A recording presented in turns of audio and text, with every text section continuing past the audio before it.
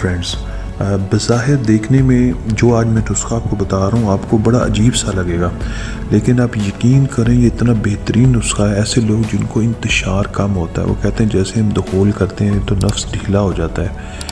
आपने करना कुछ भी नहीं है, भुने हुए चने लें और गुड़ लें पुराना, कम से कम 2 साल पुराना, और उसके साथ प्याज, ये तीनों चीज़ें मिक्स कर लें। इसको कूटने की ज़रूरत नहीं है, सिर्फ मिक्स करके एक चम्मच, यानी कि आप उतना ले लें जिसमें 2-3 चम्मच हो जाएं, ये आप खाएं रोज़ाना किसी भी टाइम पे, तो आप देखिएगा कि इंतशार में इतना ज़बरदस्त इजाफा होगा कि किसी मेडिसिन की ज़रूरत नहीं है और आपके सामने 100% ये नेचुरल है।